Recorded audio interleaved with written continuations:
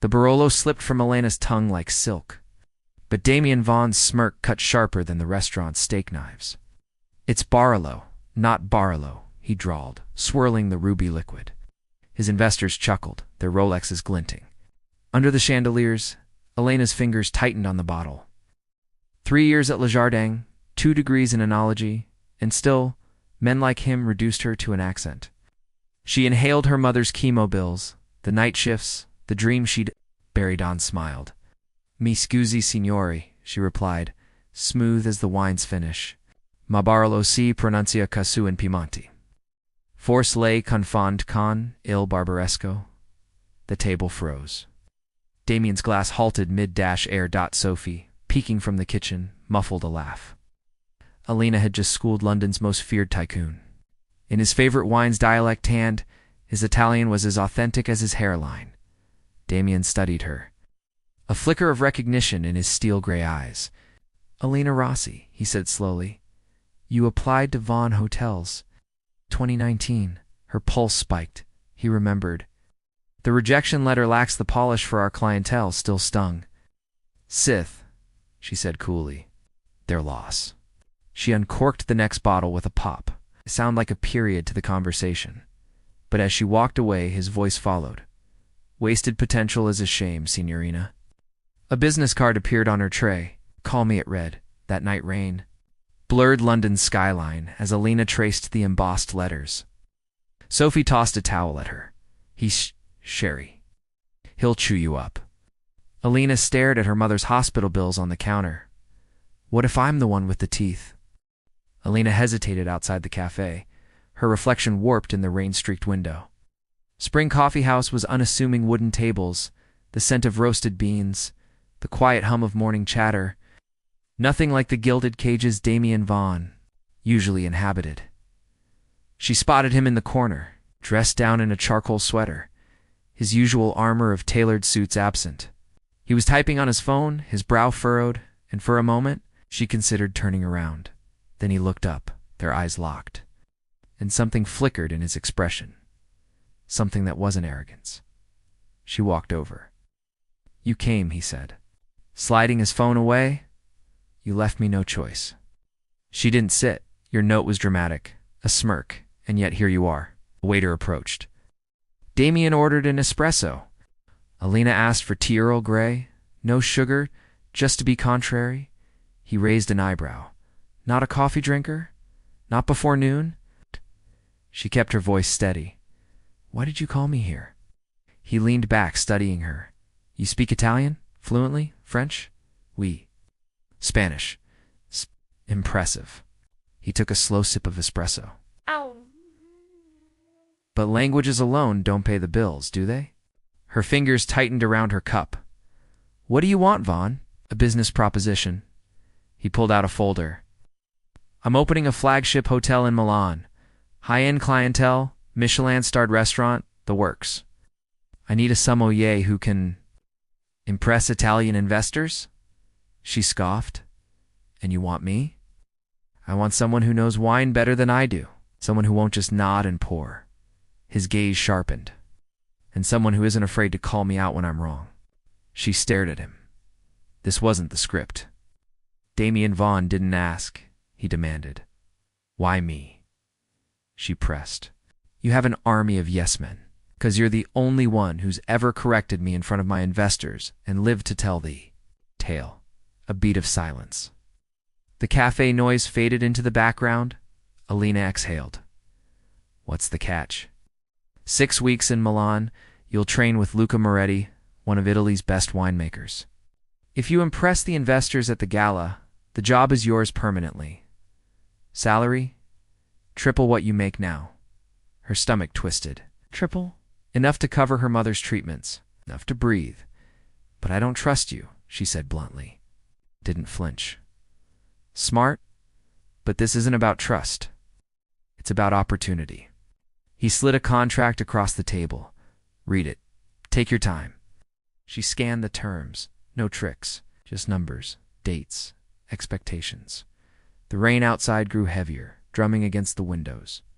Damien checked his watch. "I have a meeting. Think it over."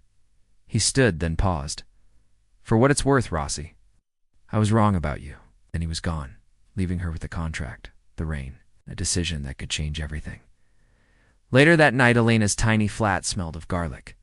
And time Sophie was cooking, a nervous habit. Well, Sophie spun around, wooden spoon in hand. Did he offer you blood money or an actual job? Lena dropped onto the couch, the contract in her hands. Both. Sophie read it, her eyebrows climbing. Mon Dieu, this is good. Too good. No, you're considering it. Alina closed her eyes. Mama's next treatment is in 2 months. The bills. Sophie sat beside her. Sherry, I get it, but Vaughn doesn't do favors. What's his angle?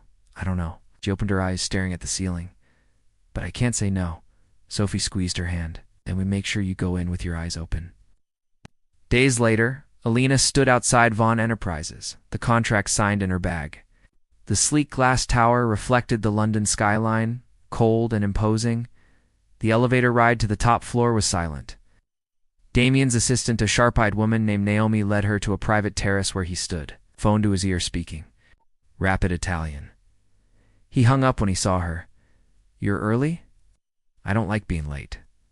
A ghost of a smile. Good. Neither do I. He motioned to the view, London sprawling beneath them.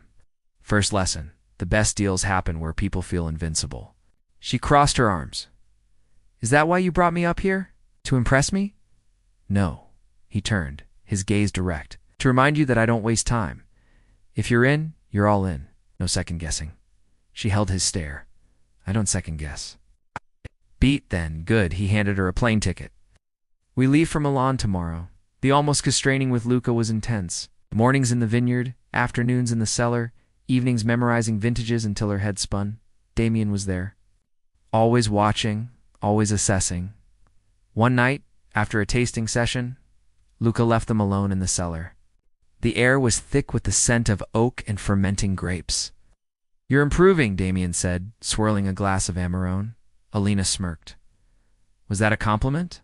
An observation? He stepped closer. You have a palate like no one I've ever met. Her breath hitched. The cellar was too warm, the wine too strong. Damien's gaze dropped to her lips. For a heartbeat, neither moved. Then Alina.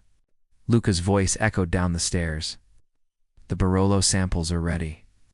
Damien pulled back, his expression unreadable. Alina swallowed. Duty calls. He nodded, stepping away. Tomorrow. The investors arrive at noon. Shh.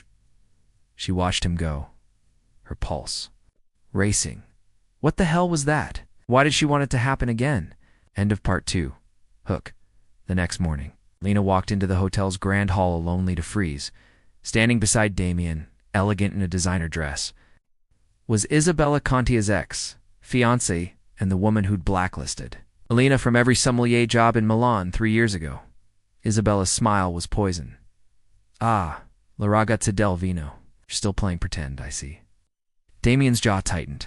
Alina realized, too late she'd been set up. The grand hall of Hotel Vittoria glittered under crystal chandeliers. The air thick with the murmur of Italian investors and the clink of fine glassware. Alina adjusted the sleeves of her emerald green dress alone from Sophie, who had insisted, if you're going to war, look like a queen. Across the room, Damien stood with Isabella Conti, her manicured fingers resting possessively on his arm. The sight sent a sharp twist through Elena's chest. 3 years ago, Isabella had been the reason no Milanese restaurant would hire her after their confrontation at a wine auction. Now here she was, smirking like a cat who'd cornered a mouse. Luca sidled up to Alina, handing her a glass of Prosecco.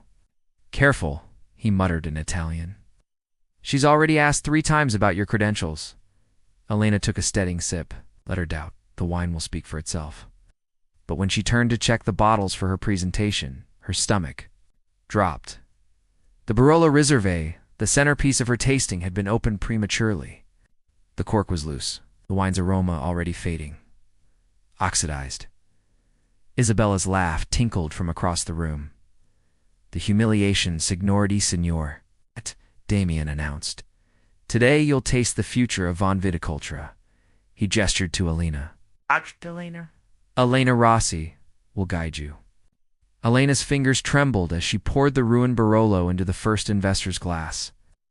The man, a silver-haired Tuscan with a nose for qualities, whirled at once, sniffed and frowned.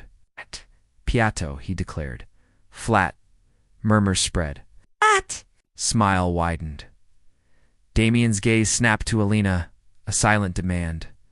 Fix this, but there was no fixing it. The wine was dead. Elena set the bottle down. My apologies. There seems to have been a storage error. Isabella sighed dramatically. Educato. And I so wanted to see what Signorina Rossi could do. Her eyes gleamed. Perhaps she's better suited to serving wine than selecting it. The room went still. Damien's jaw tightened, but he said nothing. He's not going to defend me. Elena's vision blurred. She had trained for this moment, sacrificed for a tan now, because of Isabella's sabotage and Damien's silence. It was crumbling. She straightened her spine. If you'll excuse me, she walked out. The fallout the hotels. Rooftop garden was deserted, the cold night air a relief against Elena's burning cheeks. She gripped the railing, staring down at Milan's skyline. Idiot. She should have known better than to trust Vaughn. Footsteps sounded behind her. I should have fired you for that. Damien's voice was low, rough. She didn't turn. Then do it. A pause. Then the Barolo wasn't your fault. Elena whirled. You knew? He exhaled sharply. I suspected. Isabella has a history of eliminating competition. And you let her. I didn't have proof. She laughed bitterly. Since when does Damien Vaughn need proof? His eyes darkened. 4. A heartbeat, she thought he might reach for her. Then his phone buzzed. He glanced at a message from Isabella and his expression shuddered. The investors expect an apology. Elena's stomach hollowed out. You want me to grovel? I want you to survive this industry. He stepped closer, his voice dropping. Elena, I didn't bring you here to watch you fail. But if you walk away now, Isabella wins. She searched his face for honesty, for something, but the mask was back. The ruthless tycoon, the man who always chose business over people. I'm done, she said softly. His hand caught her wrist as she turned. Where will you go? Somewhere I don't have to beg for respect. She pulled free. Tell Isabella she got what she wanted. Elation Elena was packing her suitcase when the knock came. Claire Vaughn stood in the doorway, her auburn hair windblown, her expression unreadable. You're leaving. No choice. Elena zipped her bag. Your brother made his priorities clear. Claire sighed. Damien's an idiot, but he's not the villain here. Could have fooled me. Did he ever tell you why he bought Vittoria? Claire stepped inside, shutting the door. Our mother was Italian. She dreamed of owning a vineyard. Dad said it was a waste of money. Elena paused. After she died, Damien spent every penny he had on this place. Claire's voice softened. He doesn't know how to care about things without ruining them first. The words settled like sediment in Winslow, inevitable. Elena sat heavily on the bed. Why tell me this? Because you're the first person in years who didn't look at him and see a wallet. Claire handed her a key. It's at the cantina. Drunk. You should go. The drunk confession. The cantina was dim, the scent of oak barrels and spilled wine thick in the air. Damien sat slumped against a cask, his tie loose, an empty bottle of Amarone. Beside him, he looked up as Elena entered, his gaze unfocused. Come to yell at me? No. She sat across from him. Claire told me about your mother. A muscle jumped in his jaw. Of course she did. Why didn't you? Would it have changed anything? He dragged a hand through his hair. You were right to walk out. I should have stopped Isabella. Then why didn't you? The silence stretched. Finally he whispered, because I was afraid. Elena stilled. Afraid you'd realize I needed you more than you needed me? His laugh was raw. Pathetic, isn't it? The great Damien Vaughn, brought low by a waitress who corrects his pronunciation. Her chest ached. He reached for another bottle, but she caught his hand. His fingers were warm, calloused. Stop, she said softly. You've had enough. His thumb brushed her wrist. Not nearly. The air between them crackled. Then he kissed her. It was wine-bitter and desperate, a collision of pride and longing. Elena didn't pull away. When they broke apart, his breath was ragged. Stay. She closed her eyes. This was a mistake. But when had she ever played it safe? The note trembled in Elena's fingers as she read it for the third time. Were green. She glanced at the emerald dress hanging on her closet door, the same one she'd worn the night Isabella sabotaged her. Damien's message was clear. This is your redemption. Sophie burst into the room, clutching 2 coffee cups and a paper bag of croissants. Ah, mon Dieu, you're actually considering going back. Elena set the note down. I have to. Non, you want to? Chauvi jabbed a finger. At the cork engraving, this is a man who let his ex destroy your reputation. And now he sends you craft projects? Elena traced the words. Prove me wrong. He was drunk last night, Sophie. He kissed me. And then he what? A knock interrupted them.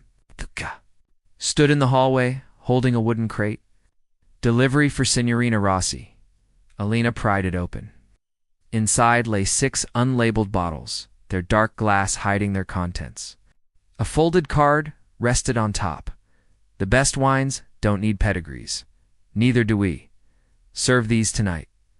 De Luca whistled. That's Barolo Riserva from the 15 vintage. The good stuff. How'd he get these? Elena lifted a bottle, the weight familiar in her palms. By admitting he was wrong? The gala, the Villa Vittoria ballroom, shimmered under a constellation of chandeliers. Italy's elite mingled beneath frescoed ceilings. Their laughter as delicate as the crystal in their hands. Elena stood at the tasting table, her green dress a deliberate provocation. The unlabeled bottles stood in a row like soldiers awaiting inspection. Isabella spotted her first. Ah, La Ragazza returns. Her scarlet lips curled. Did you bring boxed wine this time? Elena didn't flinch. I brought truth. Damien materialized at her side, his tuxedo immaculate, his gaze burning. Play your hand, Rossi. She poured the first glass for silver-haired Signor Greco, the critic who'd dismissed her ruined Barolo. Taste, then tell me what it is. He swirled, sniffed, sipped, stiffened. This is Barolo Riserva, but not from any vineyard. I know, because it's not from a famous estate. Lena lifted her chin. It's from a tiny Piedmont winery that doesn't have a label because they can't afford one, the crowd murmured. Isabella's smile faltered. Signor Greco took another sip, his brow furrowing. The tannins are extraordinary. Should be. Elena met Damien's eyes. The winemaker is a widow. Her husband planted those vines 40 years ago. She keeps them alive alone. A hush fell, then dash applause. Isabella lunged forward, knocking over a glass. This is a joke. You expect investors to fund peasant wine? Damien stepped between them. Enough, Isabella? Or what? She laughed, sharp as broken glass. You'll cut me off? Like you cut off your own family when you sold their land to build your empire? The room froze. Elena's breath caught. Sold his family's land? Damien's face turned to stone. Leave. Why? Everyone should know the truth about Damien Vaughn. Isabella whirled to the crowd. His mother left him a vineyard in Tuscany. He sold it to a developer at 16. That's how he got his start, by destroying his heritage. Lena expected Damien to deny it, to rage. Instead. He unbuttoned his cuffs and rolled up his sleeves, revealing faded scars along his forearms. I sold that land, he said quietly, to pay for my sister's hospital bills when she had pneumonia. The developer bulldozed the vines the next day. The silence was deafening. Isabella recoiled. You liar. Elena stepped forward. No, you're the liar. She pulled out her phone, playing a recording from the cantina. Isabella's voice hissing open. The Barolo early. Let it rot. Gasps erupted. Isabella paled. Damien's gaze locked onto Elena's, fierce with something like pride. The choice later. On the villa's moonlit terrace, Damien handed Elena a contract, but it wasn't an employment agreement. It was a partnership. 50/50ths ownership of Von Viticultura, he said. Your name next to mine? Elena's pulse thundered. Why? because I don't want you as my employee." He stepped closer, his voice rough. "I want you as my equal." The words hung between them, weightier than any wine vintage. She thought of her mother's hospital bills, of the way Isabella's sneer had shattered her, of Damien's scars both, seen and unseen. "There's a condition," she said. His brow arched. "Name it. We buy back your mother's land, replant the vines." Damien went utterly still. Then he kissed her, deep and desperate, his hands cradling her face like something precious. When they broke apart, his voice was raw. Done. The cliffhanger, the celebration lasted until dawn, but as Alina and Damien left the villa, a black sedan screeched to a halt in front of them. Out stepped Carlo Visconti, Damien's fiercest rival and the man who'd bulldozed his family's vineyard. "Che coincidenza," Carlo sneered, lighting a cigar. "I hear you're rebuilding your pathetic little farm." He blew smoke in Damien's face. "Pity I just bought the land next to it. My new factory will poison your soil within a year." Damien lunged, but Alina grabbed his arm. Carlo smirked. "Run along, sommelier. This is between men." Alina stepped forward, her voice icy. "No, it's between partners." She pulled out her phone, showing a live feed of Claire signing paperwork at a notary. "We bought your factory land, Anne, a year ago, and we're turning it into a park." Carlo's cigar dropped. Damien stared at Alina, stunned. She winked. "I had Claire handle it while you were busy brooding." Carlo snarled, climbing into his car. "This isn't over." As the taillights vanished, Damien pulled Alina close. "Remind me never to underestimate you," she grinned. "I'll put it in the contract." The morning sun painted the Tuscan hills in gold as Alina walked the rows of newly planted vines, her fingers brushing the tender leaves. 6 months had passed since she and Damien reclaimed his mother's land, and the first buds of Sangiova's were finally emerging. Behind her, the restored farmhouse stood as a testament to sleepless nights and stubborn hope. A pair of arms encircled her waist, warm lips pressing against her neck. "You're up early," Damien murmured, his voice still, rough with sleep. Alina leaned into him. Couldn't wait to see them, the vines. He turned her to face him, his thumbs tracing the wine stains on her palms, the permanent marks of her labor. "Or the competition results." She grinned. Today the International Wine Awards would announce their verdict on Vigna Aurora. The first vintage bottled under their shared label. Damien kissed her, slow and deep, until the crunch of gravel made them pull apart. Claire stood at the edge of the vineyard, holding a tablet, her face grim. "We have a problem. The trap, the screen." Displayed a viral article from Vino magazine, Alina Rossi, fake sommelier. Attached were forged documents claiming her certifications were fraudulent and a photo of her younger self serving tables at a cheap Parisian bistro. "Isabella's signature move. The awards jury is already questioning your entry," Claire said.